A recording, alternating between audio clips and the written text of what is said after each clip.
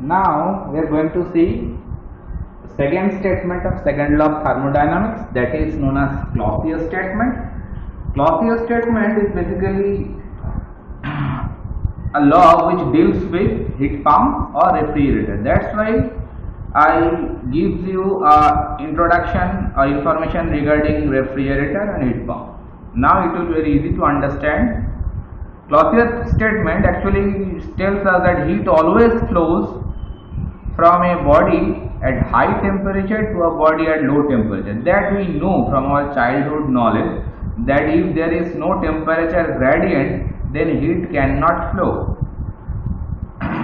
The reverse process never occurs spontaneously. The reverse process never occurs spontaneously. That line is very important. Reverse process means if you want to flow the heat from a low temperature body to a high temperature body, then it cannot occur spontaneously. It can occur, but it cannot occur spontaneously. If you want to do it, then you have to add some work to it. That is the actual statement of law. That is the statement. It is impossible to construct a device which operating in a cycle, that means a cyclic device, will produce no effect other than the transfer of heat from a low temperature body to a high temperature body. It is not possible without any other effect which will produce no effect other than, that means if you do not supply or do not input any kind of work into it, then that kind of process is not possible. A device cannot do it. Against the slope, that heat will be flowing and you are not assisting that device, it is not possible. If you assist the device, assist means what kind of assistance it demands actually. It demands some amount of work from you. If you supply, if you help it, if you do some work to it, then it can flow the heat from low temperature body to the high temperature body. What actually does the refrigerator or the heat pump? Actually, that device, whatever we are talking about here, they are either refrigerator or heat pump we are talking about. See this block diagram actually. Now this block diagram actually replicating the statement of Clausius. It is a low temperature reservoir, that is temperature of T2, and it is a high temperature reservoir, temperature of T1. Obviously T1 is greater than T2. That means from low temperature reservoir, if you want to flow the heat to the high temperature reservoir, then you have to supply some work to it, otherwise it is not possible. If you wipe that W from here, then it is impossible, it is not possible. But if you add some work to it, then it is possible. It is very much possible. Actually, that's why I have already explained that heat pump block diagram or refrigerator block diagram, they are actually the same block diagram, whatever I have drawn earlier. Okay, so from there, actually, if you want to find out the COP, that is the coefficient of performance of heat pump and the refrigerator, the general definition of COP is look like this. That is the desired effect, that is the output, to the input, work input. Actually, what amount of work you are giving in, that is the work input, that is the W here. And desired effect means desired effect will be different for refrigerator and for heat pump. For refrigerator, desired effect will be the what amount of heat you are extracting, that is QL. And for desired effect for heat pump, that will be different, that is what amount of heat you are supplying inside the room, that is the QH. That's why COP for heat pump and refrigerator, the expression is very much same, but while you are, I have already written all these things, again I am writing COP of refrigerator where you are asking about. If you follow this statement, desired effect, what is the desired effect for refrigeration? What amount of heat you are extracting in from the freezer, so that will be QL, and work input, that is nothing but QH minus QL, isn't it? So that way I can say that COP of refrigerant, it is look like this. And if you try to find out that what is the COP of heat pump, then I can write that COP of heat pump is very much the same expression I will use here, but the output will be different. That means COP of heat pump is nothing but desired effect, that what amount of heat you are supplying in, that is QH, and the work input will be remain same, QH minus QL. Okay, so by Clausius statement already we have seen that if you don't supply this W, then the device is impossible. That means W must be there, work input must be there. Okay, you cannot make this W is 0, it is not possible actually, it is impossible.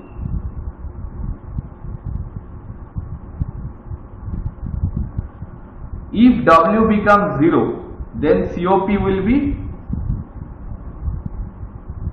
something desired effect D dot E by work input. Suppose work input is 0. As a result of that, COP will be getting infinity, either for refrigerator or for heat pump, anyone. That's why I have written this statement. It is impossible to construct a refrigerator or a heat pump whose COP is infinity, because W cannot be 0. It is impossible. If it is impossible is written, so W can be written like this. So COP cannot be infinity. Whose COP is infinity, it is impossible. So if you keep some W value, obviously W must be greater than 0, then it is very much possible. Okay, so now it is very clear to us that by Clausius statement and by Kelvin-Planck statement, both the statement gives us a feasibility that in which direction heat will flow, and if you want to flow in reverse direction, then what you have to do. That is very clear to us now. Okay, now from some extent you can feel now that Kelvin-Planck statement and Clausius statement, they are very different. Actually, they are not at all different. They are equivalent actually. That means if you violate any of them, suppose if you violate Kelvin-Planck statement, then obviously if you also, then that point of time if you violate the Clausius statement also. Vice versa, if you violate the Clausius statement, then you obviously violate the Kelvin-Planck statement. That way I can say that violation of Kelvin-Planck statement leads to a violation of Clausius statement, and also vice versa is very much possible. Okay, so both of these statements, they are interlocked actually, they are interlinked. If you violate any one of them, then the other one also will be violated. How it can be proved? It can be proved very easily. I will clarify it later in next video. Okay, so now it is very clear that what is Kelvin-Planck statement, that is deals with heat engine, and what is Clausius statement, that is deals with refrigerator and heat pump. And already refrigerator, heat pump, heat engine, they all are very clear to us. Okay, now we are going to move to the next video. Okay, now we are going to see that how Kelvin-Planck statement and Clausius statement both are equivalent. That means equivalence of the two statements, that is Kelvin-Planck and Clausius. What does this mean? That means if you violate any one of them, then you violate the other one also. That I have written over here. A violation of Kelvin-Planck statement leads to a violation of the Clausius statement, or vice versa. Okay, here I am going to explain that if we violate the Kelvin-Planck statement, then it will also violate the Clausius statement. How it can be proved? Okay, first of all, see this particular block diagram. Here I have shown it is a thermal energy reservoir, that is the source, that is TH. From there Q1 heat is supplied to a heat engine. I have named this as a device number 1. So Q1 heat is coming from TH to the heat engine and it is producing work. It is also equal to the Q1. No heat is being rejected to the sink. That means in this particular block diagram, the device number 1, it is actually violating the Kelvin-Planck statement, because Kelvin-Planck tells us that if some work is need to be produced, then some heat obviously will be rejected to the sink. So here we can see it is a violation of Kelvin-Planck statement, the device number 1. And device number 2, I can see it is also connected with the same thermal energy reservoir with temperature TH, and a second thermal reservoir, it is TL. Obviously TH is greater than TL. Now it is a block diagram of a Clausius statement, and it is not violating the Clausius statement. You can see that from a low temperature reservoir, that heat is being extracted by that cyclic device, and some heat is also rejected to the high temperature reservoir, and work is also being supplied to the system. Work is supplied to the system. So that way Clausius statement is valid over here. It can be a refrigerator or it can be a heat pump. So here we can see the Clausius statement is actually valid, but Kelvin-Planck statement it is invalid, it is incorrect, not following the Kelvin-Planck statement. But device number 2 is following the Clausius statement. So the QH, the amount of heat what is supplied to the thermal energy reservoir temperature TH, that QH must be equal to QL plus W, because W is supplied to the device and QL is also going to the device. So QL plus W, it will be the equal value with the QH, because QH is going out of the device and QL plus W both are coming into the device. So if you do a energy balance, basically it is done by a energy balance. Energy balance. That QL energy and W, both of this energy coming in to the device, and QH is the going out of the device. So QH must be equal to QL plus W. Okay, that is all about the figuring. Now I have written over here to prove that violation of Kelvin-Planck statement leads to a violation of Clausius statement. If you want to prove it, then we are assuming, let us assume that Kelvin-Planck statement is incorrect, and here we have seen that Kelvin-Planck statement is incorrect, but Clausius statement is correct. So what we are going to do now, we are going to combine both of these devices. So first of all, whatever I have explained here, that is written over here also in figure A, considering a cyclically working device 1, that is this device number 1, which absorbs energy Q1 from a thermal reservoir at TH, equivalent amount of work, that is W equal to Q1, you can see W equal to Q1 is performed. That is the violation of Kelvin-Planck statement. It is not possible actually. Okay, so that whole thing is written over here also. Now come to this part. Consider another device 2 regarding this device operating as a cyclic, that is a cyclic device, which absorbs energy QL as heat from a low temperature thermal reservoir, that is this one, at TL, and rejects energy QH, that is same QH equals to QL plus W, that is by energy balance. Such a device does not violate Clausius statement. Mind it is not violating Clausius statement. Now we are going to prove, if we combine both of these devices, then we can see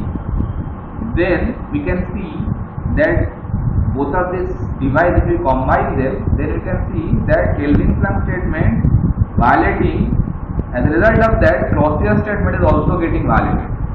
Now come to this block diagram. I That's why I have written over here, if the two devices are now combined. Now how they can be combined? Very easily.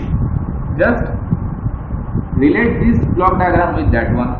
That same thermal energy reservoir over here, that same thermal reservoir over here also. Now one device and two devices, device 1 and device 2, they are going to be combined. Now the combination, combined two device is picturized over here by this particular dotted line region. Inside this dotted boundary, you can see the combination. It is very easy. See, this is the device 1, this is the device 2. R/P means either refrigerator or heat pump, both can be used. Okay. Now, heat engine device 1 getting a supply of heat of Q1, you can see that Q1 is coming over here. Q1 is coming to the device number 1, that is the device number 1, and that is the device number 2. Q1 is coming in to the device number 1, and the W, whatever going out equal to Q1, that is also here you can see, that is the going out W equals to Q1, and that W is going to supply to the device number 2, because we know some work is need to be supplied to the device 2. So that work is coming from device 1. Now the output of the device 1 is going to feed to the device 2, that is the combined device. While the W is supplied to the device 2, then that external W, whatever you are supplying before, it is not needed now. So that W is omitted over here, because W is coming from the device 1. Now the device 2, obviously that is absorbing some heat from thermal reservoir TL, that is QL is remain there. You can see QL is here, QL is here. Now for device number 2, QL is going from there, and W, or rather say Q1, is coming from there. So output of the device 2, that is I have written over here QH, that QH is nothing but equal to summation of Q1 plus QL. That's why I have written over here QH is nothing but sum of Q1 plus QL. Now that QH is not going to supply to thermal reservoir, because that QH is going to branch. Basically one part of the QH is going to supply to the device number 1, and the rest part of the heat will going to be supplied to the thermal reservoir TH. That's why in this particular region I have written over here QH minus Q1, because QH is coming out of the device 2, Q1 is getting supplied to the device 1, so rest amount, that is QH minus Q1, it is going to supply to the thermal reservoir TH, isn't it? So while I have written that W equal to Q1, you know that W equal to Q1, that is the violation of Kelvin-Planck statement, and QH is also equal with Q1 plus QL, that is from the energy balance. Q1 is coming into the device 2, and QL is also going into the device 2. So as a result of that, QH will be Q1 plus QL. So as a result of that, if you continue this one, QH minus Q1 equals to QL. Now QH minus Q1, that is nothing but equal to QL. If you combine like this, both of these devices, you can see the device number 2, it is no need to supply any external work. Whatever work you are supplying over here, that is not needed over here. That means what? That means a refrigerator or a heat pump is working, that means supplying heat from a low temperature reservoir to a high temperature reservoir, but without any kind of assistance. That means spontaneously it is doing. Here obviously I can write TH is greater than TL. Okay, so in Clausius statement we know that if heat is flowing from low temperature reservoir to the high temperature reservoir, some work is need to supply, but here you can see no work is being supplied. The work coming out from the heat engine, that is supplied to the device 2. That way I can see that while the device 1 violating the Kelvin-Planck statement, and if you combine the device 1 with device 2, then it is also device 2 is also violating the Clausius statement. That's why I can say now that violation of Kelvin-Planck statement is also forcing to violate the Clausius statement, because you can see that Clausius statement is violating there because no work assistance is there, but still the device is running and it is not possible actually. So that way we can combine both of these devices. Okay, and I can say if the two devices are now combined, the combined device enclosed by the red dot line. This red dot line is basically showing you how where that combination of these two devices is being placed. Okay. So after combination of both of these devices, I can write one thing that the combined device, that means here the combined device transfer heat that is QL from the low temperature reservoir,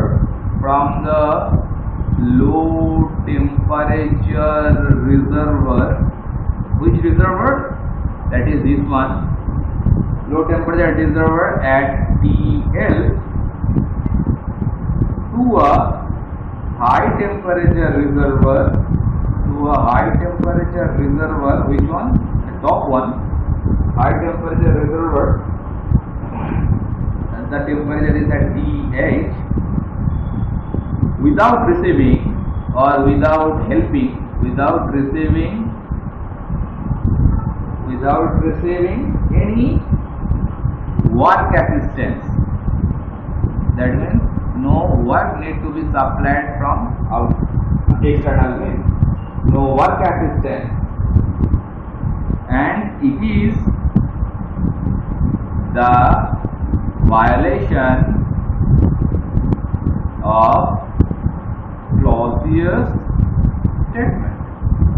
So by this way we can justify or we can prove that if we violate the Kelvin-Planck statement, then it will also violate the Clausius statement.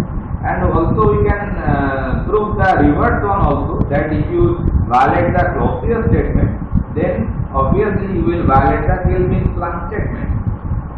Just the reverse thing also can be proved by this particular way. The same procedure will be adopted if you want to prove the reverse one. That's why we can say that vice versa. Okay, if you understand this thing, so the reverse one, that means the violation of Clausius statement also violates the Kelvin-Planck statement. It is the very same of this one. Okay, I think it is very clear to you now. If it is not clear, then please respond it and ask me. I will again clarify it more clearly.